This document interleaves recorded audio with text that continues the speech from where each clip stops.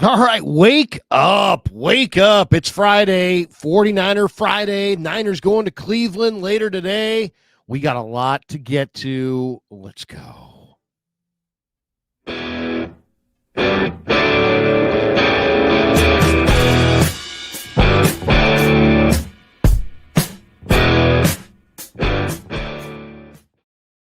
All right, Friday, November 28th. It's the day after Thanksgiving. Hope it was great for you and yours, friends and family. Nobody too hungover or, that much more overweight this morning. Hopefully everybody made it through. Larry, you can tell there's a little Friday abnormality to this show alone.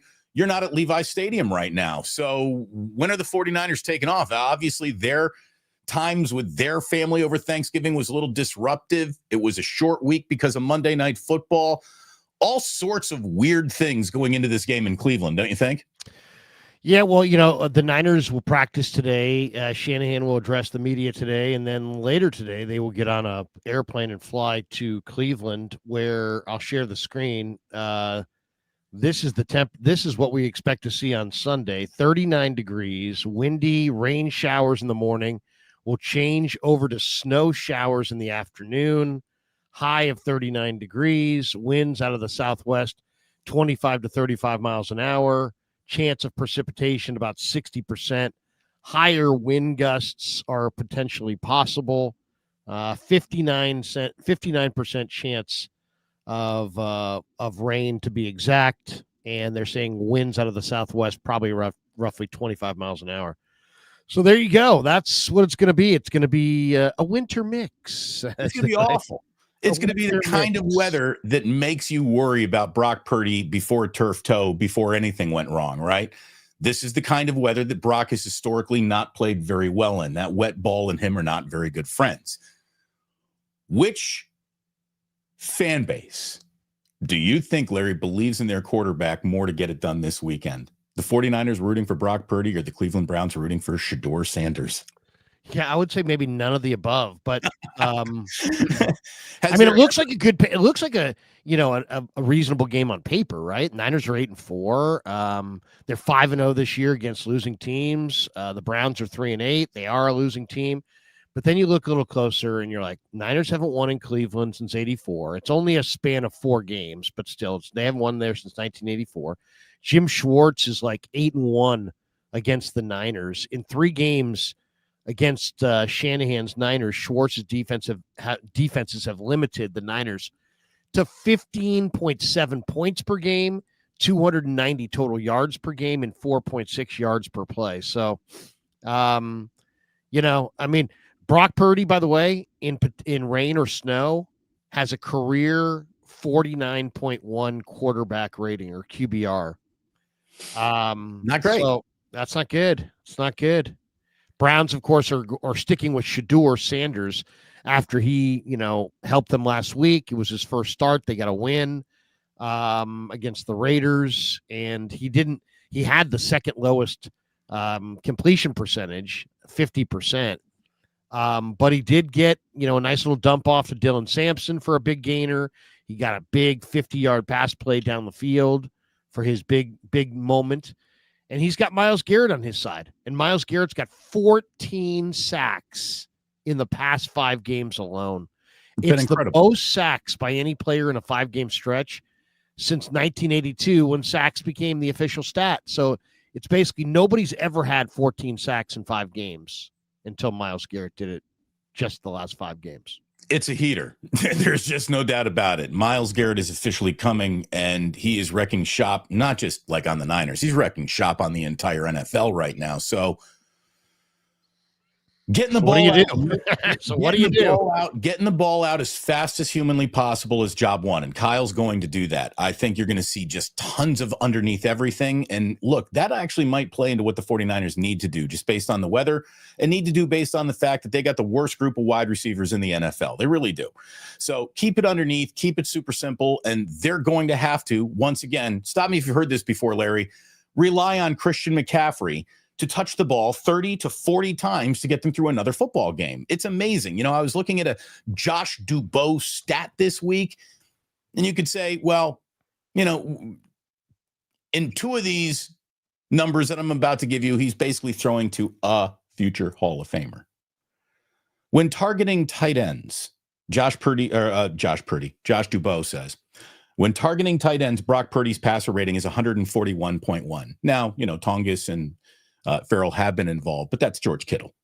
When targeting running backs, his passer rating is 102.5. Now, that's basically all Christian McCaffrey. When targeting wide receivers, Brock Purdy's passer rating is 46.9. He doesn't have any wide receivers. He doesn't have any wide receivers. These guys suck. I'm sorry. Juwan Jennings. So slow. Juwan Jennings is a tough guy. I'm glad he's not being suspended. I'm glad that they upheld the suspended again. It should have been 2 games, 1 for each ball that got punched. But it's embarrassing how exposed this year has become at wide receiver between Ricky Pearsall's inability to get back into the mix since disappearing with an injury, the Brandon Aiyuk situation. Kendrick Bourne shows up, plays great, then instantly vanishes. Vanishes. He had one really good game and then has not been heard from since. Demarcus Robinson is a rumor, apparently. I heard he's on the team. I'm not sure I believe anyone at this point. It's embarrassing.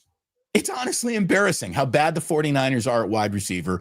They've got a rookie that they drafted to play on this team who they can't even get out there, even though they don't have anybody in front of them. Well, I'll tell you, too.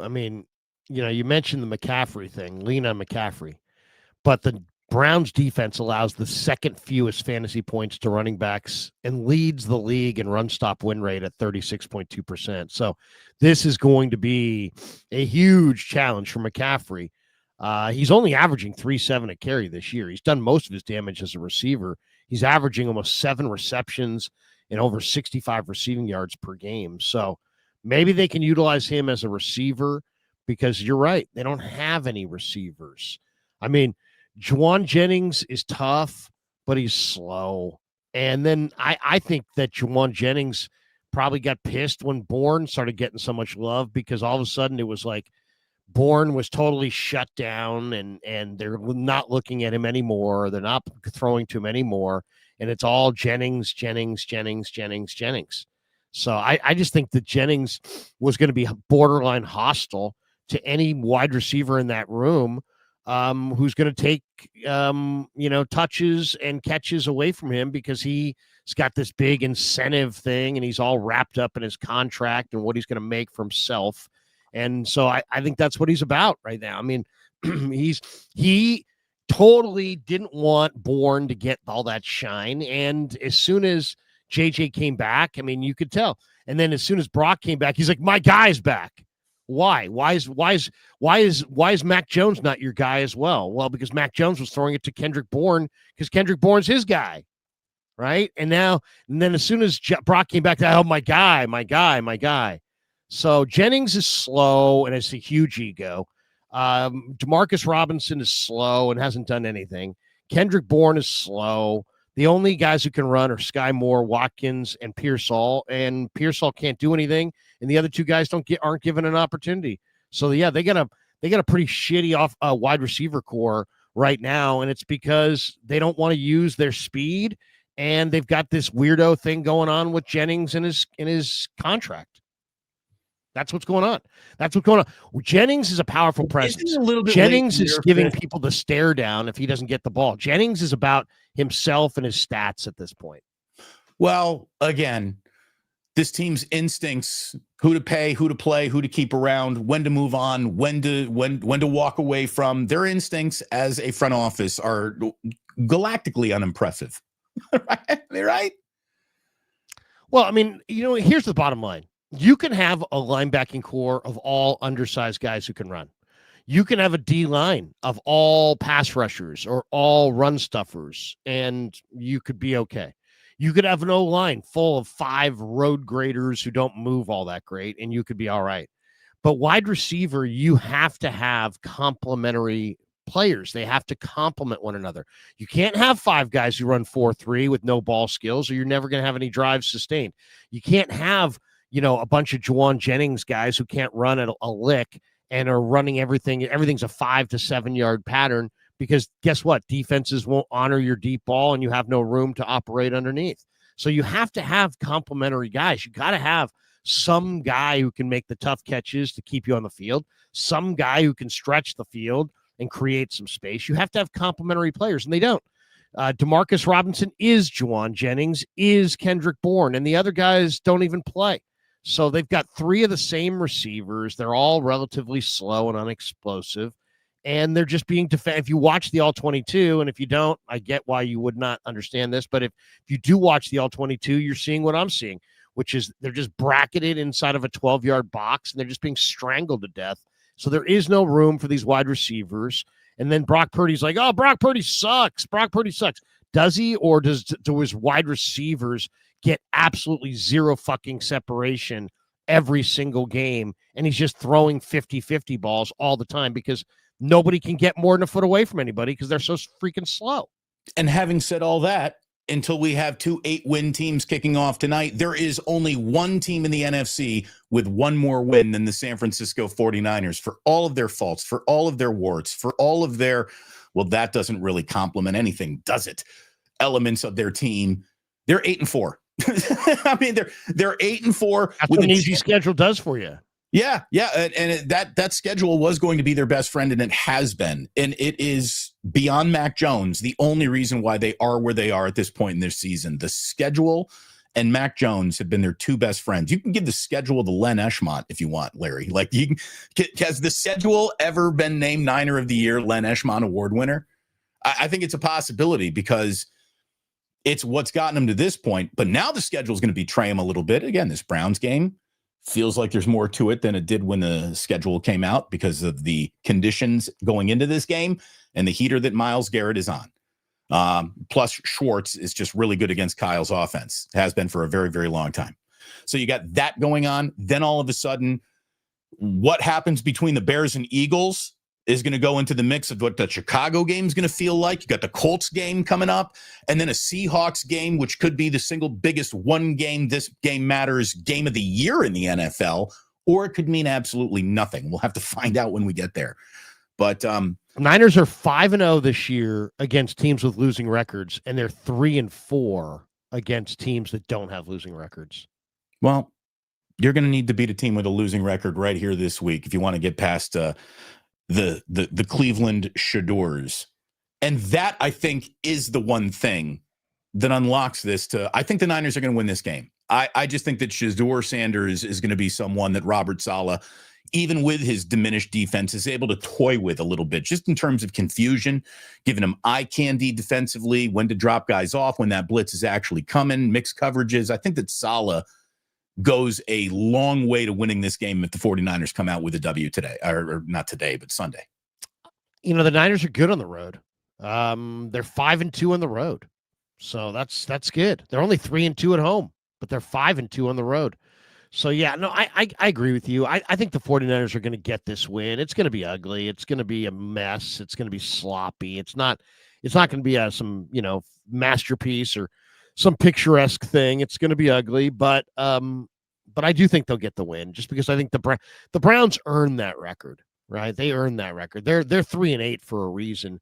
And Sanders stinks and all this stuff. Sanders, the only reason that everybody doesn't know that Sanders stinks is because ESPN has been absolutely, sucking up to him for months.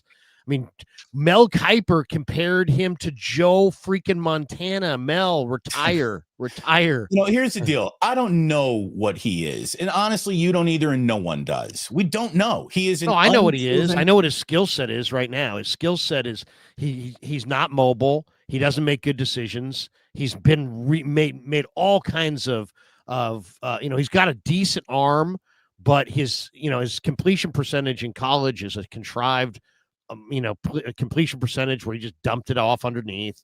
He doesn't have big time mobility. He doesn't have an awesome arm. He's got an okay arm.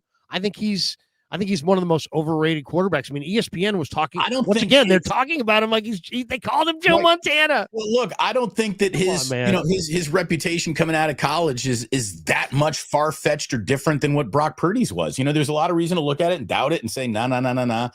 But look, the kid's dad is Deion Sanders. He does have some element of Hall of Fame competitor as his dad that has obviously gotten him to where here's the thing. We haven't seen enough. He's hardly practiced with the Browns' first team offense. He should be a better quarterback come Sunday than he is today.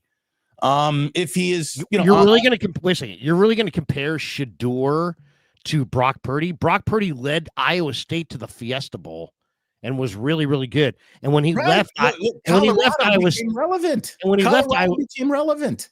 When he left Iowa State, they went 1-9 without him. Okay, so, well, how's Colorado in the wake of Shador and Travis Hunter taking off? They haven't won shit. But what did Colorado win when they were there? Well, they were good. I mean, here's the thing: they technically like as much as Iowa State. Colorado went from does not matter. Colorado went from does not matter at all to congratulations, you matter. Now, of course, there was some really mega hype machine behind that because of ESPN and the games that were scheduled. But I watched enough Shador Sanders play at Colorado to go, he's not bad at all. He's pretty damn good. I bet you he's going to be a pro one day. Now, the whole debate about where he should have been, could have been, would have been drafted and how Cleveland went about doing it after they took Dylan Gabriel, it just added so much kerosene to the fire of the media moment was him. But I'm going to say for a guy that has played one game in the NFL to say definitively what he is ridiculous. I don't know what he is. The Browns don't even know what the fuck he is. So let's see. Hopefully you're right, Larry. Hopefully whatever he's going to be, he doesn't turn into it this weekend against the 49ers, but I don't know what he is. I do think he's a quarterback that Robert Saleh should be able to confuse. And he's young. I mean, he's a raw quarterback. That's for sure. He did complete a super high percentage at Colorado, like 74%, like really, really high. But a lot of that was just underneath stuff. I mean, it's just it's a high. It's kind of like Kyler Murray. Is Kyler Murray the best quarterback in the league because he completed 73% one year? Well, no, nobody would take him number one. Hey, let me tell you, the way Brock's throwing downfield right now, I wouldn't put too much on his plate beyond the underneath stuff either. Okay. You're really going to compare Brock Purdy, who's led the 49ers to a Super Bowl, to Shador Sanders? No, but in this game, with what I just saw, with a turf toe injury, with bad weather never being really on Brock's side, with Myles Garrett breathing down his neck, I would get that ball out of Brock's hand really quick and work underneath all game long this week too. Yeah, no, I mean, there's no question he's going up against a really good defense, but to say these guys are similar quarterbacks, they're not similar quarterbacks. One obviously has much more proven already, but they both start from places of extreme doubt in their careers. That is what they do have in common. They both played for Big 12 football teams. What's that matter in the NFL? I don't know. We'll find out what it translates into as a quarterback of a Big 12 team. We'll see. We'll see. I mean, Shador last week against the Raiders, who are horrendous, completed 50% of his passes. He was, or not quite. He was 9 of 20 or whatever. So, I mean, we'll see. We'll see what he's got. I do think the 49ers have a good shot. I think, I love the under. In this game. I mean, I don't see the 49ers based on that weather forecast. I would imagine if you like the under, you better get it now because it's only going to keep going down, right? All the talk about Shador is misplaced, though. It's not about Shador. It's about the running back. It's about the rookie running backs, Quinshon Judkins and Dylan Sampson. Those are the two guys. If they can stop those guys, they're going to beat Cleveland. If they can't stop those guys, it is going to be a long, long day. So that's really it. You got a big power back in Judkins. He's 225 pounds. He runs 4.48. And Dylan Sampson is a really good athletic receiver out of the backfield. And, if you dump it to him in the flat and you have busted plays like the Niners have had, then, yeah, he could take it the distance. So those two backs are key. Obviously, Jerry Jeudy is going to be another key factor as well.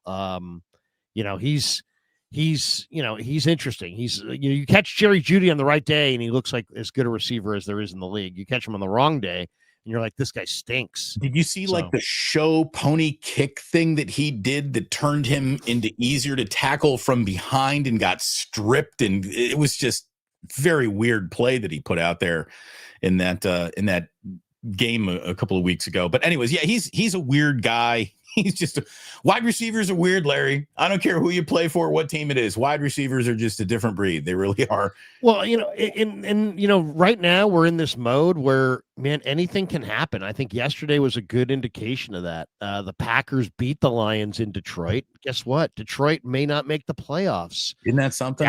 Dallas beat Kansas City in Dallas.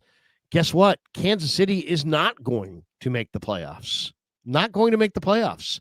And then the Bengals beat the Ravens, and Lamar looked like crap. And the Ravens, I don't think, are going to make the playoffs. So it's going to be interesting. I mean, you got three teams right there that if you had said a month ago, man, what do you think of I'll give you the Lions, the Chiefs, and the Ravens, or you can have the field. Who are you going to take? I think most people would have taken the Lions, the Chiefs, and the Ravens. And here we are. It's November 28th. We still have all of December to play.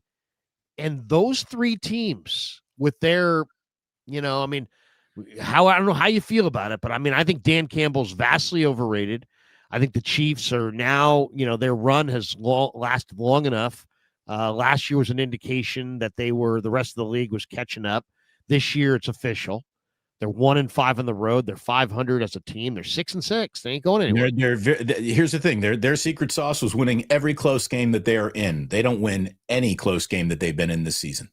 I wonder how long Andy Reid and John Harbaugh are going to still coach. I mean, these guys, it feels like the end of an era for Kansas City and Baltimore. Does it not? It does. It seems like Baltimore doesn't have a good defense. We've been talking about Baltimore this, Baltimore that, and they've got a killer defense. They don't really have a killer defense, and they're a bully team.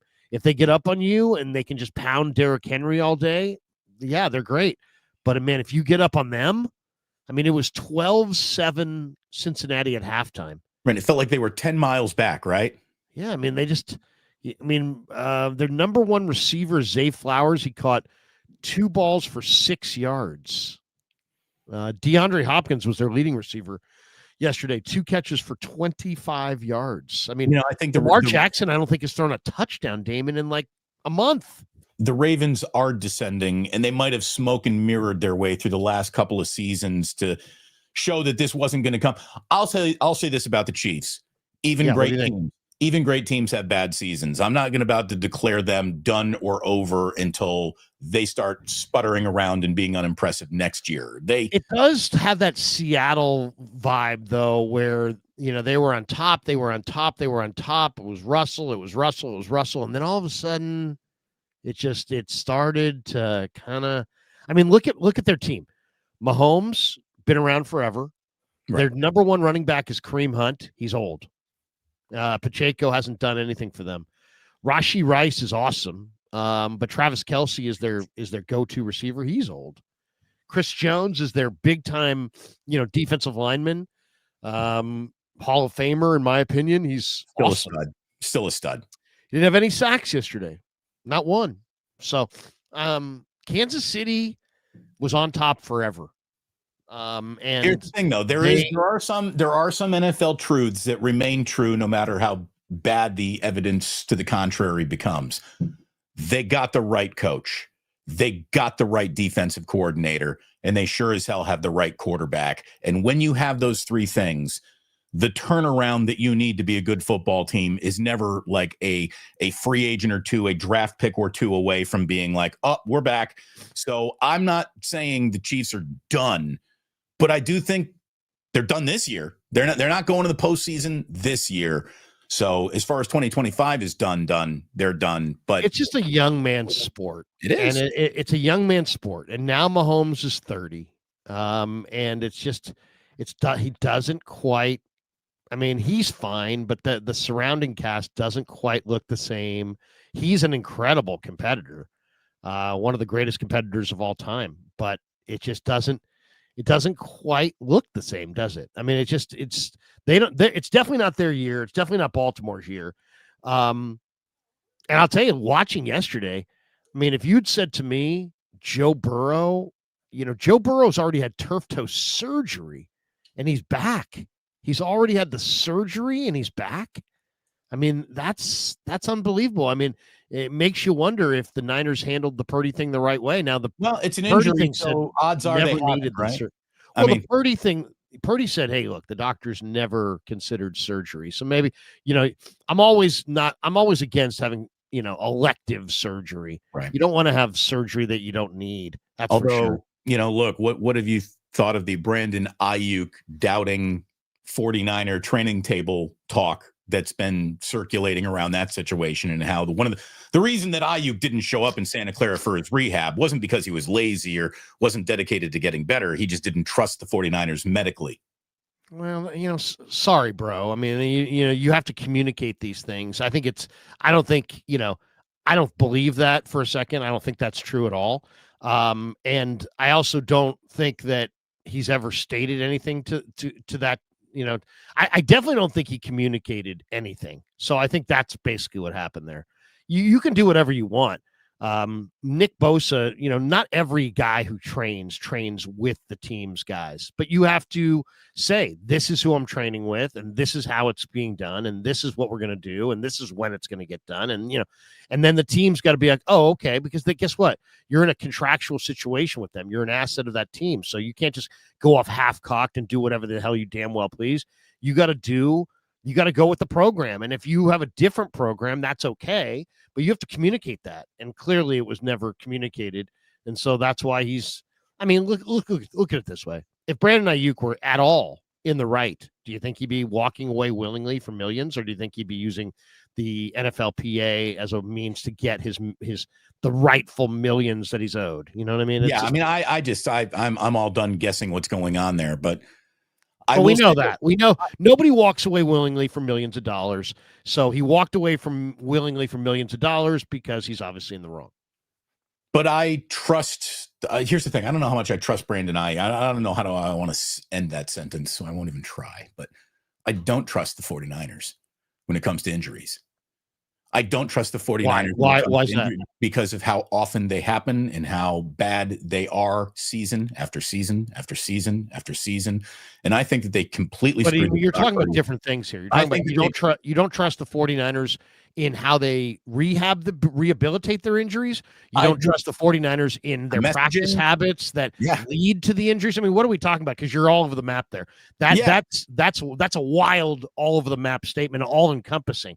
Are you saying that you don't trust Shanahan, or you don't trust the doctors? I think there's doubt. I think that there is an incredible. I thought the biggest mistake of this season was bringing Brock Purdy back in that Jacksonville game. I thought that they rushed him back. I thought that they rushed him back from injury, and you did too. I don't think, but Damon, we don't know that. See, that once again, we don't know that they rushed him back, or if he rushed himself back in both in Jacksonville and now. We don't know, because I mean, do you really think that the Niners were like, "You're ready to go now, go," or do you think that he said, "I'm ready to go now, I'm going"? See, I think it's more likely that he said, "I'm ready to go." But then who are you listening to? Your quarterback to declare himself ready to go, or the original medical diagnosis that said this could be a 6-week injury? It could, but it also said it could be a 2-week injury. And it's a variant. It's a variant. But I mean, you have to listen to your quarterback on some level, right? I mean, you're going to tell you, Brock Purdy's going to tell you, hey, you know what? It's a 2 to 6 week thing.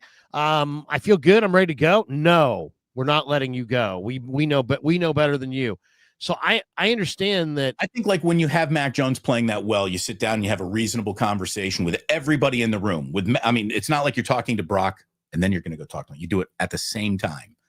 Yeah, but see, look, even that right there, what you just said, the way Mac Jones was playing, the Niners have been sprinting away from anything that relates Mac Jones's play to Brock Purdy's timeline. They're sprinting away from that. They're not like, oh, like if you threw that to Lynch, Shanahan, or anybody associated with the Niners, they'd be like, they'd quickly separate. Mac's play and Brock's status are not one and the same. Brock's status is Brock's status, and when he's ready to go, he's going to go, irregardless of what Mac is doing over here, good or bad. That's their stance. I'd say then you're doing it wrong. Then you're kind of doing it wrong, because you have a luxury that most teams would kill for. you have a guy who's giving you equivalent to, or even if we, I'm not trying to crap on Brock at all, but equivalent to, or even a little bit better than, with all these 300 yards, multiple touchdown games that I'm seeing from Mac Jones, where he's having completion percentages that Steve Young would blush at. So, well, yeah, I mean, I'm with you on that from the standpoint of the people who try to make it seem like, and this is the Niners and all their yes men, of which there are many. It's unbelievable, by the way, how many sycophants and yes men sit there and suck up onto the power teat, hoping endlessly for, I don't know. I'm not sure exactly what they're hoping for, but it's like, the Niners said it. We're gonna push that narrative no matter what. It's like the Niners don't want to have a quarterback controversy, so they're never going to suggest that. They're always going to suggest that Mac Jones, no matter what he does, is a world apart from Brock Purdy. And that's not true. It's not. I mean, that's the thing. Like, here's the thing. I don't really care what the Niners messaging was hoping to accomplish. Let me tell you what we think about what's going on this show. And I don't care if the Niners hear it or I think that they screwed up their quarterback situation with that Jacksonville starter, Brock Purdy. But he wanted to play again. You know what? I want to be in the tax bracket I used to enjoy again. But it's not going to happen just by me snapping my fingers, Larry. You got to come back when someone is doing a really good job and what you need is time, guess what? We now have that afforded to us. We don't need to rush you back. So you wanting to come back on this field, guess what? We got $50 million worth of paperwork on you that says, shit, sit down and do what we tell you to do. Yeah, that's not the way, that sounds good. That's like a Rick Barryism. I'm going to tell all these guys, you shoot free throws the way I want, or you're not going to leave the gym until you're not leaving the gym until you make 100 free, it's like, hey man, is the coach and the general manager in charge? Yes or no? That's a coach and general manager in charge. Yes or no? It sounds good, but it's like one of those things that it could never happen. But I mean, I hear what you're saying, but let me do this real quick. Let me do this because I do know that we are a big part of everyone's work week, Larry. People like starting their Mondays and ending their Fridays with us. It's not a normal work week. It is a smaller audience than usual this Black Friday. So if everyone could just lean into that like button, everyone just tap that like button right now. It'll help YouTube push this one out. And we haven't said thank you, Larry, to those who've been taking care of us as sponsors here yet. So let's do that.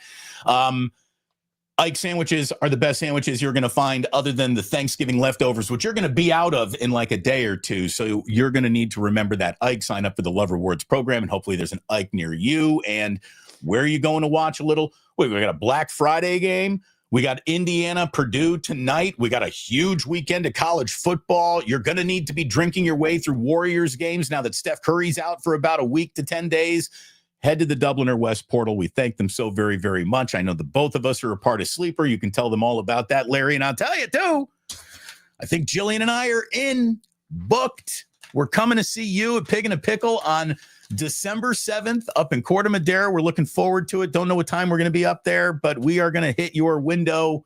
What is that window again? When will you be? Well, we'll be there all day. So they're open from 11 a.m. till 8 p.m., and I'll be there all day. But I listed it as 12 to 6. But come anytime you want. It's an open house. We're just going to have some, eat some barbecue and hang out and celebrate all the greatness of all the Krug Show listeners. And we got plenty of prizes. Kev ordered about $350 worth of Krug Show merchandise that we will be giving away to the people who show up. And we also have an autographed Ricky Pearsall mini helmet that we will give away to one lucky 49er fan and Krug Show fan. So check us out. We'll be in Corte Madera, not Emeryville, Corte Madera, December 7th. They're open from 11 a.m. till 8 p.m. during the bye week. Stop by, say hello, watch some ball, hang out, eat some brisket, maybe you're just coming down by yourself and you want to bring the family back some barbecue for dinner, do that. We'd love to see you there. So thanks to everybody, and we appreciate all you guys. Krug Show, of course, brought to you by Pig and a Pickle, 2 locations right now, a third on the way in Petaluma coming. And they're in Emeryville, they're in Corte Madera, they're open 7 days a week. So check them out. Great barbecue. Also, thanks to Sleeper. 49er football season is presented by Sleeper, the fastest growing fantasy platform in the world. It's a one-stop shop. You get blazing fast news, real-time stats, group chat, season-long leagues, and, of course, Sleeper picks for fantasy. Use promo code Larry, Larry, and Sleeper will match that first deposit up to $100. Links in the description. Terms and conditions do apply. And also, today's stream is sponsored by my good friends at Factor, the ready-to-eat meal service that helps me stay on track with my fitness and wellness goals, even during the busiest football weeks. Here's the deal. Factor delivers fresh, never frozen, chef-crafted, dietitian-approved meals straight to your door. They're ready in just 2 minutes. No prep, no cleanup, no stress. I've been using Factor to stay consistent with my routine. It's been awesome on long show days and when I don't have time to cook. There's some awesome ones, too. The green chili pork is amazing. The smoky barbecue chicken is fantastic. It's all great. What I love most is how Factor makes clean eating easy and sustainable. You can pick from plans like Protein Plus, Calorie Smart, Keto, Vegan, Veggie, and there are over 180 rotating weekly options. So it's premium food built for real life, fresh ingredients, no refined seed oils or artificial colors. So if you want to stay consistent, save time, and eat food that actually tastes great, head to factor75.com or click the link below. Use the code LarryFB50 and you'll get 50% off your first Factor box plus free breakfast for 1 year. That's code LarryFB50 at factor75.com to get 50% off your first box plus free breakfast for a year. Thanks to Factor for being a proud sponsor of the Krueger Show. All right, let's hit some a couple thoughts here on what we're going to see as far as this Niners-Browns game. What do you think as far as the Niners offensively, Damon? I mean, this is going to be terrible weather. You've got Brock Purdy who has struggled in the past with a wet ball. What happens if you get into this game and he cannot grip it and rip it? Because I asked him that question this week. I said, do you have any concerns that in those conditions that you might not be able to really grip it and rip it the way you want to? And he said, you know what? This is reality. These are the rough conditions. We know Brock has struggled in these wet conditions. If he struggles in the first half, does Shanahan consider going to Mac Jones if Purdy's having a hard time gripping the football?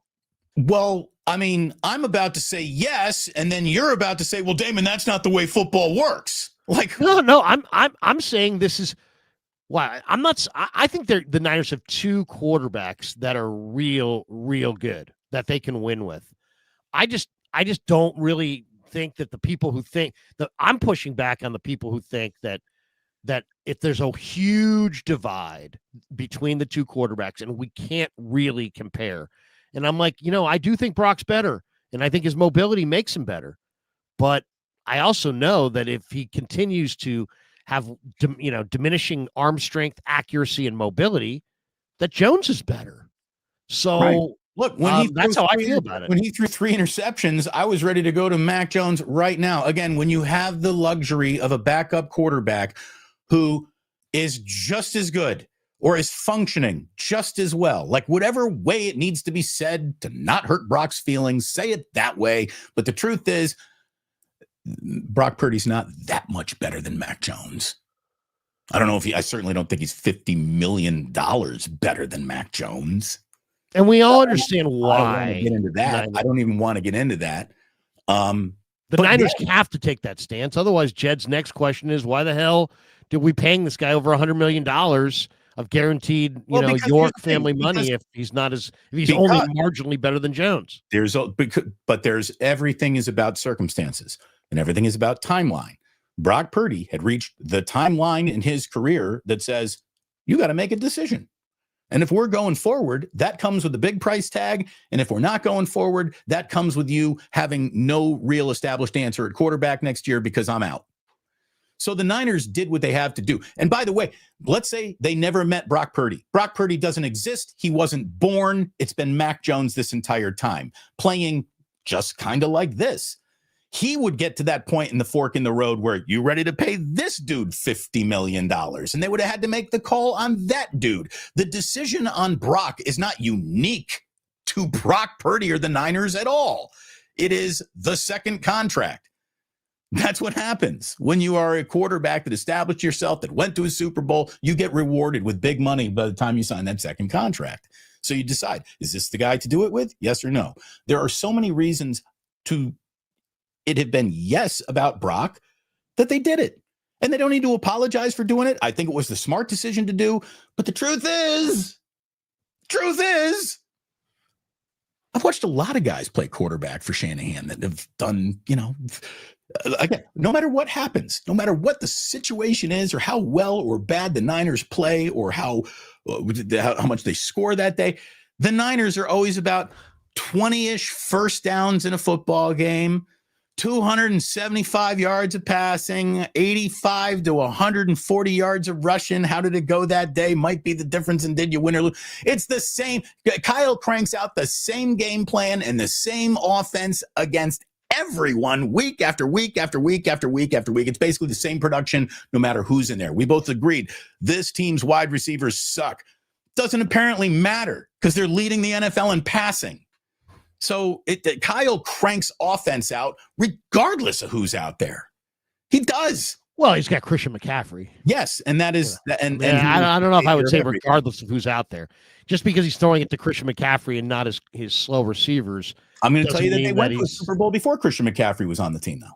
Yeah, but I'm just saying my point is that he couldn't do it with anybody. He's just doing it without big time receivers. Because he's got a big time. I mean, Christian McCaffrey, this isn't the most amazing thing I think I've ever heard. It was so amazing. I asked McCaffrey about it this week. I'm like, Christian, you lead the NFL in yards rushing and receptions. Or I should say, rushing attempts and receptions. So, they're going to him more than anybody's going to anybody. He's the most used player in football. If value has anything to do with how much of the game plan is around you, he's the MVP running away. There's no one in this league other than quarterbacks who touch the ball on every play the way that he does. He touches the ball a ton. So, and now here's the question in this game. We get Trent Williams, the best left tackle of his era, against Myles Garrett, one of the greatest defensive ends of any era. Are the Niners going to allow Trent to go one-on-one with Garrett? Can he, or do they still help Trent and do something they typically never do, which is usually they say, Trent, you go one-on-one with your guy, we'll slide protection away. Are they going to do that against Garrett, or are they going to try to help out Trent? I think you start by saying the Hall of Famers got this, and then as the game goes along, he doesn't, then you change the game plan. Your halftime adjustment could be use check, you're in, and you're chipping Myles no matter where he's going. I would line up Myles Garrett all over the field this week if I'm Schwartz. I would want him in front of McKivitz all day. I know he doesn't really play that way. He doesn't move like that, but no, he does. He does. They lined him up in the A gap 2 times last week, right over Brendel. So then do it. By the way, they do. They move him around. He rushes the majority of the time off the defensive right side, right? But he does. They do move him around the formation, and you could see him in the A gap. You could. That's my fear, is that they're going to put him over Brendel, and Brendel's just going to get destroyed, and Purdy's going to get stuffed. That is a concern going into this game. That the Browns have a defensive line that makes you go, oh, that's what that's supposed to look like. So this is going to be a fist fight for sure. I got to tell you what I do hate. The thing that I hate the most, though, Larry, is the constant reevaluation of Brock Purdy, even around the 3 interception game. Again, the fact that the Niners win a 3 interception game from Brock Purdy is just another, how could we make this more difficult to interpret what's really going on here? What is really happening here with this guy, with this season, with this career, who you think he is? And I think you and I both check the box of, we really like Brock Purdy an awful lot. And he might not be the most perfect quarterback to ever been born, but he's really perfect for what Shanahan wants to do and the way that this 49ers team operates. And he's now in it enough to get you out of the bad play and into the right play. We like his processing. We like the guy. We like the person who handles the press conference. You like the player that you see positively interacting with his teammates in the locker room when the cameras aren't rolling. We like him an awful lot. Here is the one thing that I do not like. And this is my official, here is, your Brock Purdy concern. Here it is. A guy who's not exactly known for his supreme athletic stature or physicality to begin with, now has turf toe. He has a nerve damage issue. He has a surgery to that elbow. So these are 3 major injuries in the 4 seasons in which he's played. The next injury, I'm worried about the next injury. Eventually, Brock Purdy is going to kind of start being damaged goods. And when you become damaged goods, will he start to lose? And if you're telling me a little bit more arm strength is the reason why those balls were fluttering and floating on him, now I'm getting concerned about Brock Purdy really being the guy that you can go forward with for several years, like a franchise quarterback. Are you equally concerned about Joe Burrow? Yes, because he's been hurt. Here's the thing: Joe Burrow is an absolute freaking stud. Follow me. I know the way to victory level quarterback that Purdy will never be, but he is wildly damaged goods and banged up way too early in his career. See, damaged goods to me is if you're Sam Bowie and you have stress reactions in your feet and you keep having them. That's damaged goods. Damaged goods is when you have a recurring injury, not when you have some freak injury. Like if Brock Purdy next year has turf toe again, then I'm with you. Again, that's right now, I'm not going to take. I mean, the Hassan Reddick one was that was a freakish thing. I mean, you can't call a guy injury prone because he got his elbow ligaments torn out in the midst of a throw. That was freakish. I mean, it rarely happens. I don't think Brock Purdy is injury prone. I really don't. I mean, he's played all the games for the most part until this year. Until this year, he played pretty much all the games. So he hasn't had and he hasn't had recurring. It's not like it's like, oh, you know what? It's like a pitcher. Like, the Giants have a certain, here comes the elbow problem again. Oh, here comes the shoulder problem again. Or a wrist. Giants had an outfielder named Jeffrey Leonard, and he would be awesome in April. And then all of a sudden, come May, he would have like wrist issues. And by the end of the year, he was kind of just hitting lazy fly balls to the opposite field. That guy had an issue with his wrist recurring. I don't know that there's any of these injuries that I'd be like, you know what, Brock Purdy's fragile. I don't think he's fragile. I don't either. He played all the time at Iowa State too, but he's taken some damage. And what are his injuries? He's had turf toe. He's had the elbow. He's having the nerve damage that came along with the URL surgery or whatever that was. So he's had the elbow and the turf toe. But I mean, is there another one that I'm not thinking of? Is there another injury that I'm not remembering? No, so I mean, it's Trey Lance broke his ankle. Yeah, so I mean, it's like he's had a couple injuries. I mean, it's he stands in there. I don't really think it has anything. I mean, it's like these things are so odd to discuss. It's like, well, he's small. No, he's not small. That's ridiculous. He's bigger than you. I mean, he's 6'1". He's 6'1". He's 230. He's a pretty big dude. If he were an inch and a half taller, he's 6'3" and 230 pounds. But instead, he's 6'1", 230 pounds. I wouldn't necessarily call him small. Like, a 5'10", 5'11" quarterback is small, or somebody who weighs nothing. Right. Kyler Murray is small. Like Bryce Young is small. I don't even know if Kyler Murray's really small because he's kind of thick. So I don't know. I don't really think of Brock Purdy's size as the issue. I don't. I don't think his size has anything to do with his injuries. Because so he's literally the same height as Steve Young. He's literally the same height as Drew Brees. I mean, those guys are all basically the same height, and he's like an inch shorter or 2 inches shorter than somebody. So if he were an inch and a half taller, would he be less? No. I mean, so I don't think it has anything to do with his dimensions that he's been hurt. But I do think that when he is hurt, Damon, that we can't sit there and be like, there's no difference.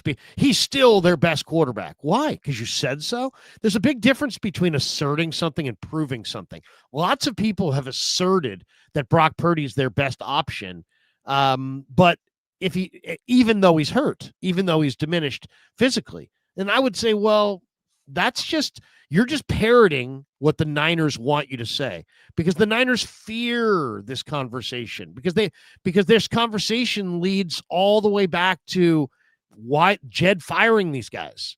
It's like, why'd you want me to pay this guy if he's really comparable to the guy who's making $7 million?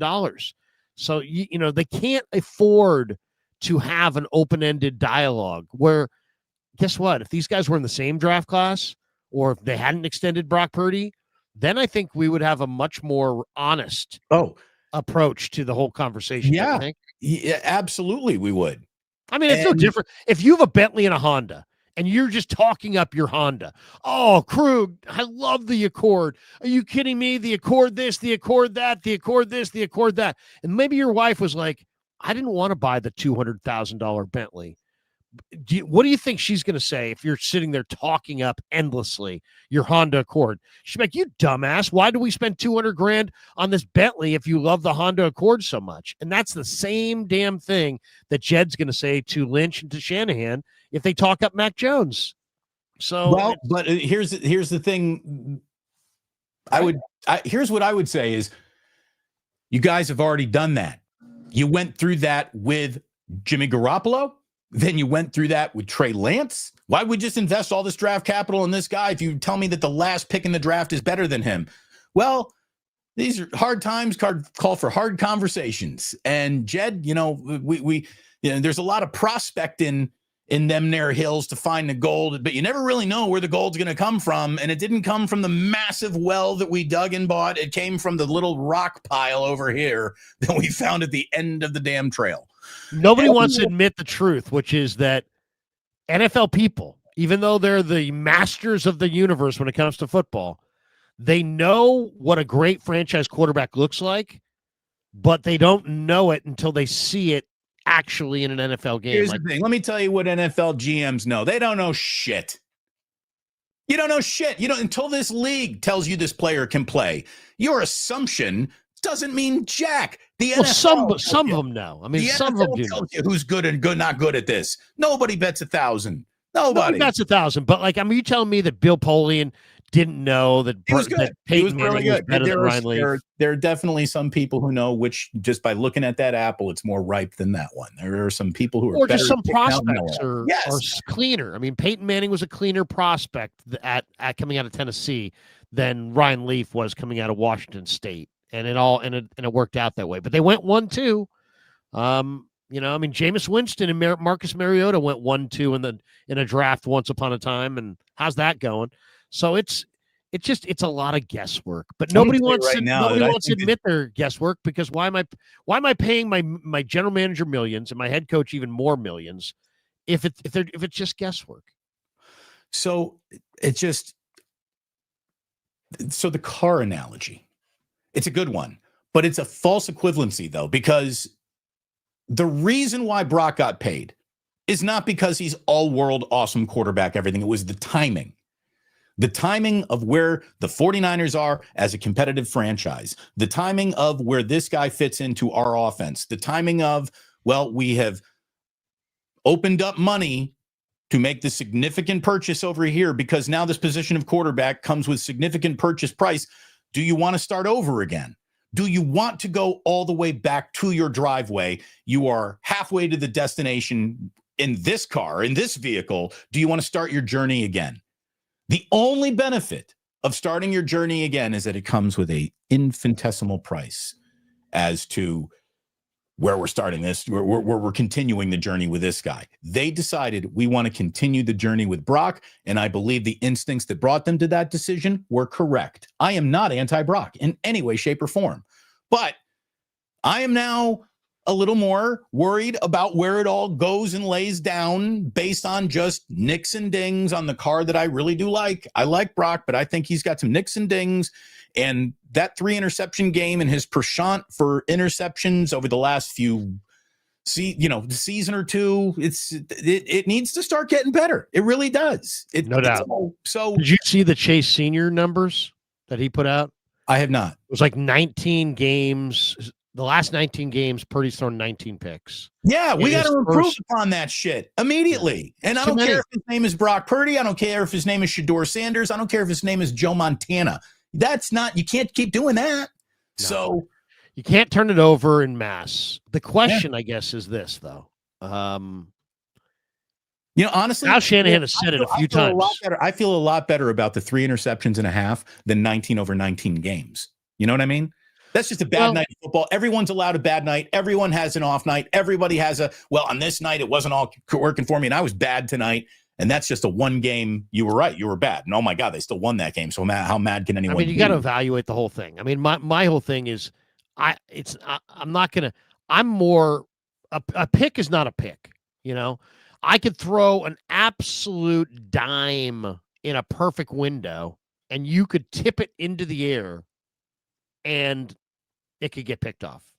Is that on you, the quarterback? Yeah, it's your stats, but it's really not on you. It's on the receiver. It was a perfect pass that the receiver tipped up into the air. Right. So not every interception is literally the same. They all have to be evaluated.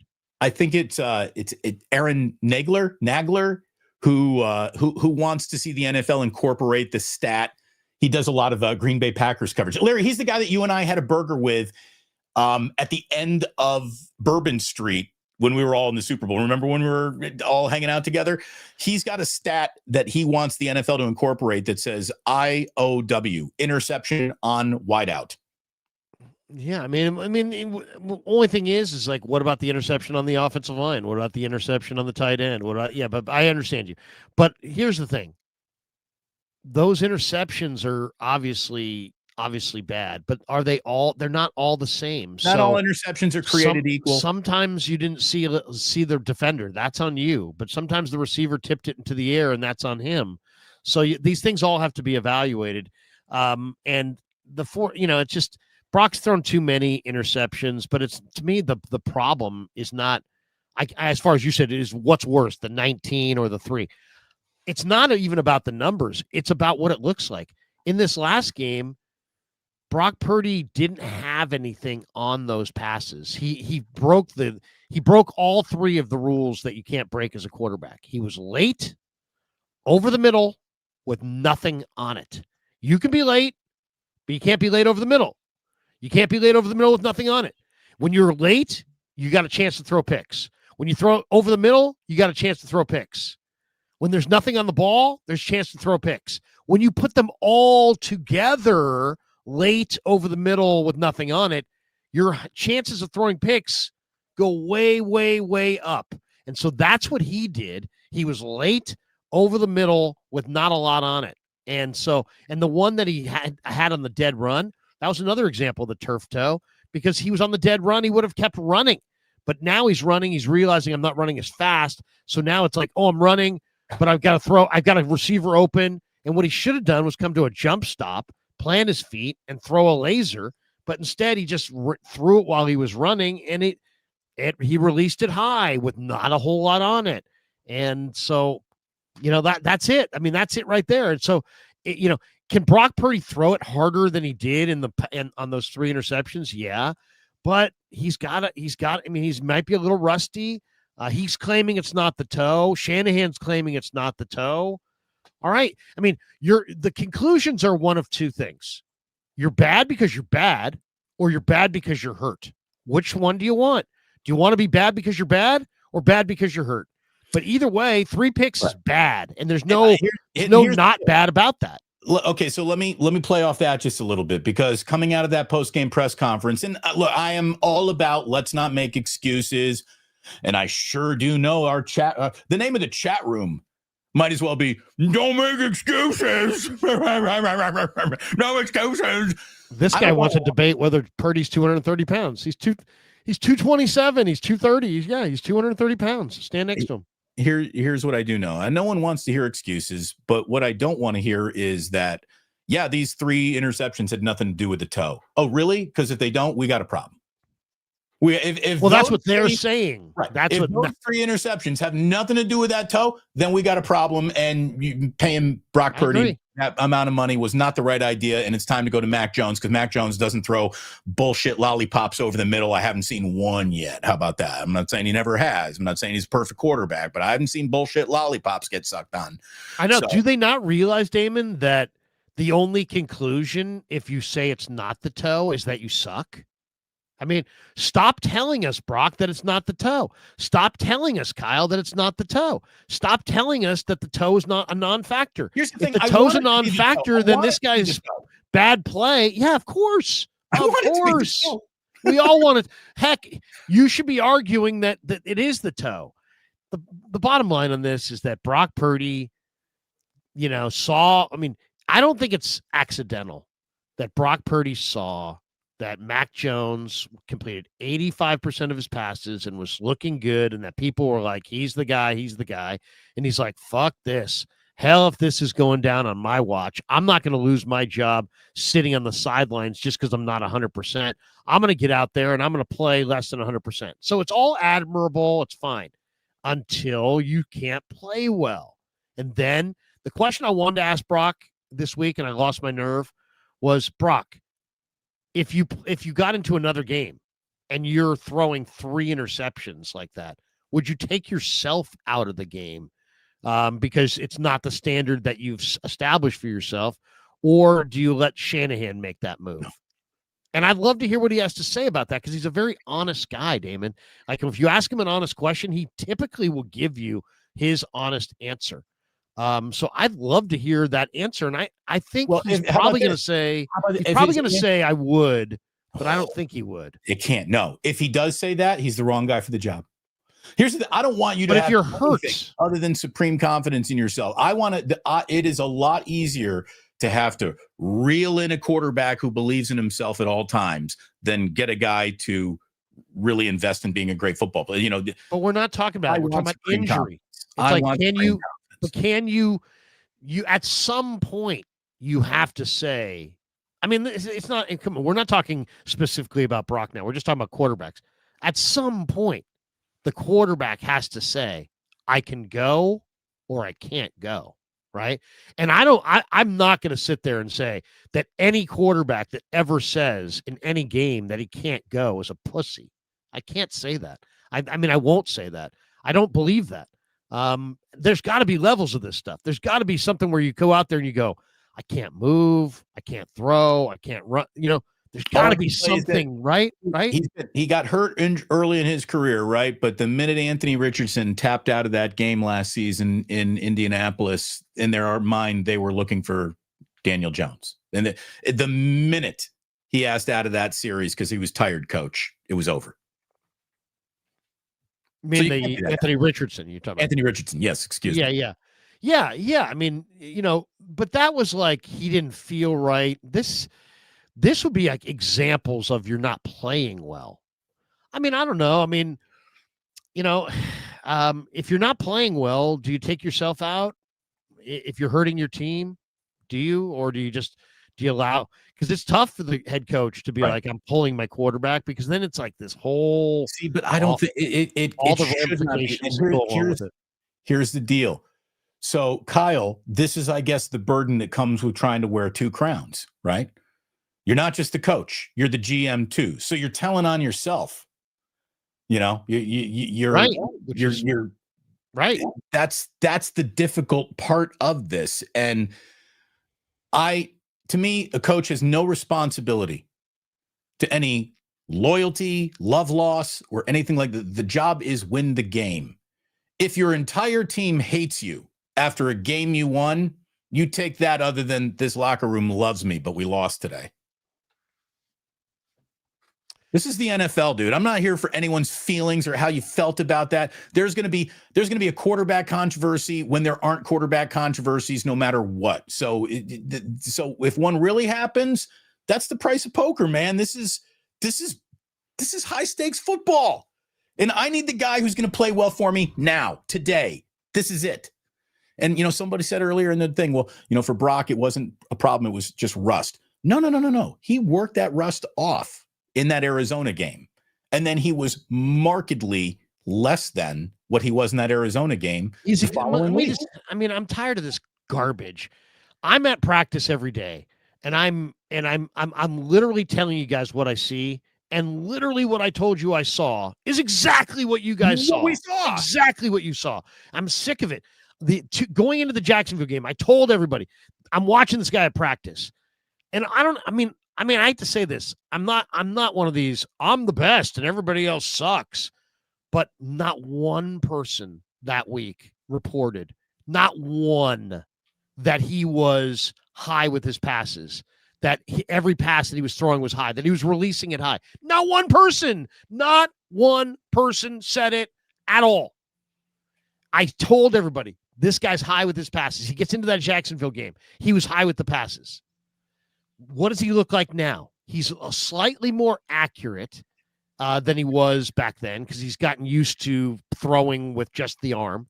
But Damon, he's not planting the right foot, and you can see it. And so he's not getting a lot on these passes. So have you noticed that it wasn't the 5-yard pass, the 7-yard pass, the 11-yard pass, the 15-yard pass? No, those passes are all fine. It's the 20-yard pass, the 25-yard pass. That's the ball that's just medicine balls, just hanging in the air. We've seen 4 or 5 examples of this. And here's the other thing. Stop telling us. I hate the people who do this. It's like, oh, this drives me nuts. The guy threw 3 picks. And then the idiots out there will be like, hey, man, you're making a big deal out of 3 passes. No. You're an idiot that didn't watch the game, and you know you can't defend interceptions, so you're grudgingly giving us that the interceptions aren't good. But the reality is, if you watch the game, that wasn't 3 bad passes. That was 6 or 7 bad passes. He easily could have thrown 5 or 6 interceptions. Yeah. That's fact. That is absolutely a fact. Yeah. So don't gaslight me with this side story of, well, it's only 3 passes. No, you're an idiot. You have no idea what you're watching. Well, you know that 3 interceptions are bad, so you're sitting there somebody actually looked up how many interceptions all these other guys had. Like, it matters. It does not matter how many interceptions anybody had. It doesn't matter. All that matters is, why is he throwing them? Are there more coming? If it was an isolated instance and there was no more coming, we could just, it's no big deal. Yeah, here we go. This guy's goading me. Purdy good 80. It's only 6 passes, Larry. Get over it. Yes, it's 6 passes. It wasn't 3 passes. It was more like 6 or 7 passes. The point is, so if I talking about passes and minimizing it, stop trying to minimize this like this is just a bad day. This is not just a bad day. This is a quarterback with turf toe playing hurt, playing poorly while he's hurt, and everybody else who wants to sit there and just be like, it's just 3 bad passes and you're making a big deal of it. No, you have no idea what you're watching. Oh, hey, Jack. Mommy's asking, when are you going to be done? Because Mommy's... Come here. If you're gonna say it, say it. Here's the reasoning there, because come say it with your chest, son. What's the deal? Why do you need me upstairs? You said you would make pancakes. That's why you need me upstairs. It's not because you love me. It's not because you miss me. It's because I'm the maker of pancakes. And also, you said you would. I did say that. Promises were made, Larry. Daddy will be there in 10 minutes because we're gonna run this down right now. You would be up a little earlier. I know that didn't happen. So let me just ask you real quick. Are you worried about Brock Purdy? Would you go with Brock Purdy or Mac Jones in Cleveland? I don't know. That's exactly what Shanahan said when he was given that. He's like, I don't know. Tell mommy 5 minutes. Tell mommy 5 minutes. Larry, this is the last thing I gotta say, and as you can see, the gravity of the pancakes is gonna bring me upstairs. Wait. Daddy got busted. He did. Absolutely. Daddy got busted. That is awesome, dude. Kurt Warner had a very interesting tweet this week. He says, I've talked a lot about my interceptions, and I feel like Brock Purdy plays a lot like me. He's mostly really good and makes a lot of big time throws. It seems like every miss, which is usually a couple a game, which is actually very good, he says, is an interception. The D rarely seems to drop any of the bad balls.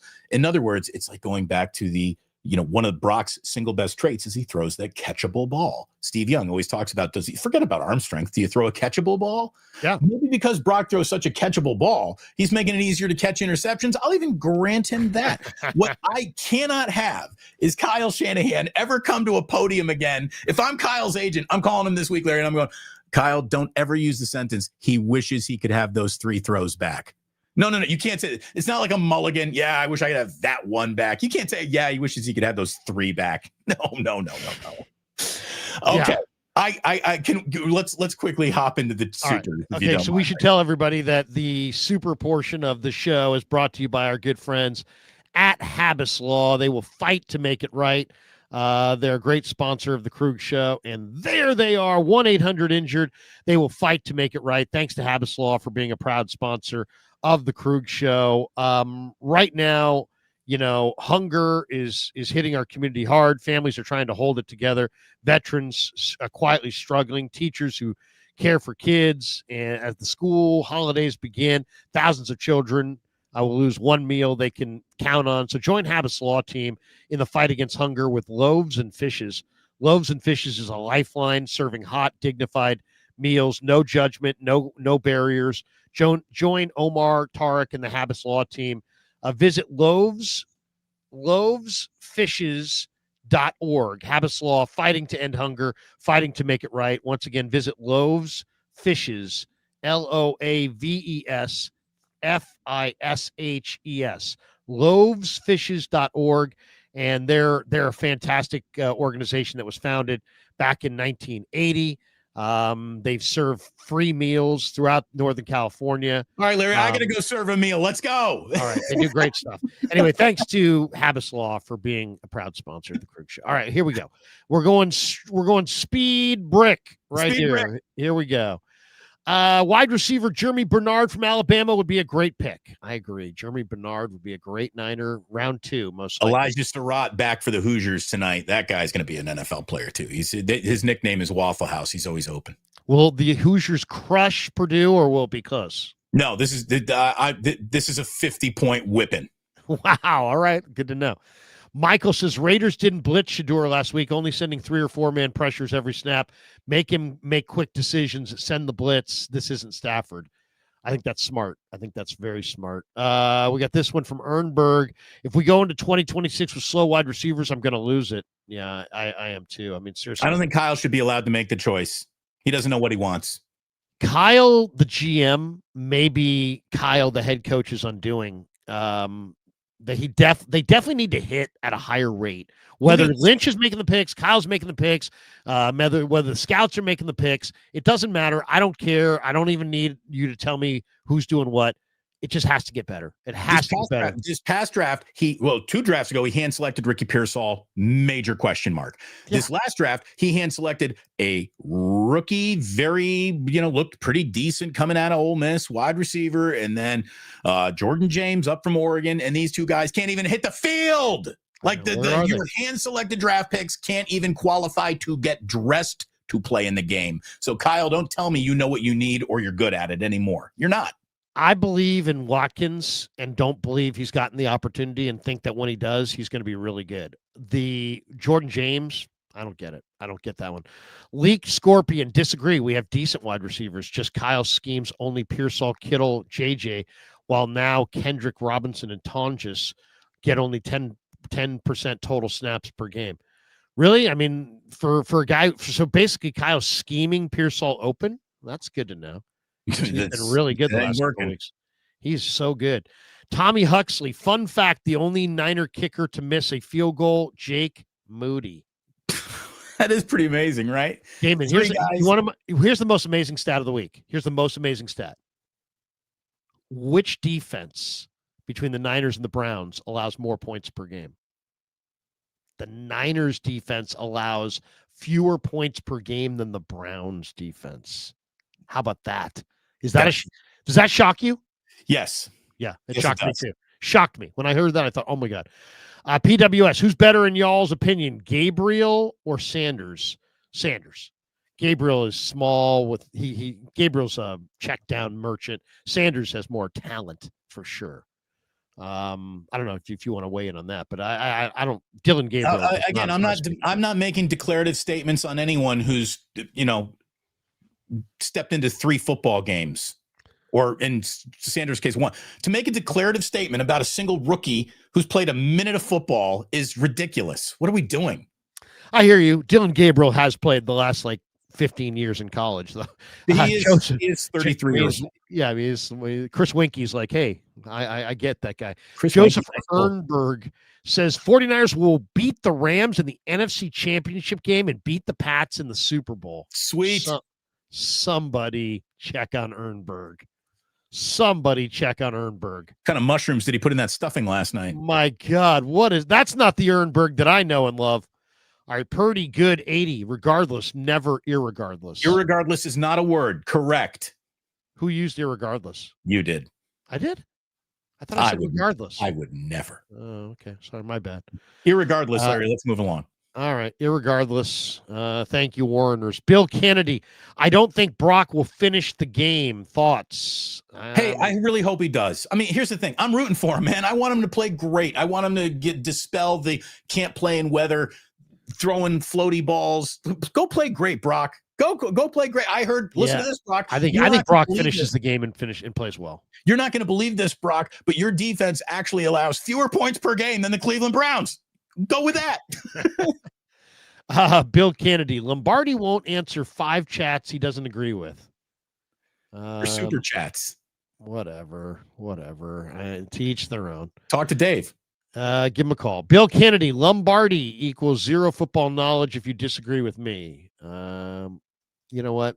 Here's the thing. I'm not bashing Dave. I don't like people who bash Dave either, because I don't want to bash anybody personally. I mean, I'm reading the supers because they're supers. Dave puts always treated me well. Very interesting information into the mix. He has a great nose for stats. His interpretation of them. He's a good. I mean, first of all, a lot of you guys don't know the guy. I do know the guy. He's a good guy. Everyone likes Dave. He's a good guy. I don't know if everybody likes Dave, but he's a good guy. Mr. Mongreen Eggcorn. LK, I need a post-Thanksgiving bye-bye clown man. Bye-bye. Bye-bye. Bye-bye.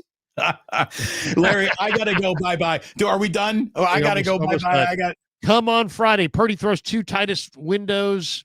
PST, 2.5 seasons. Look at the stats. He doesn't have a Pickens, Chase, Rice, Jefferson, others. Those guys create windows. I agree. He needs better receivers. Couple last ones. Fuji says, Larry, SI versus SH tomorrow, still at San Jose City College. Okay.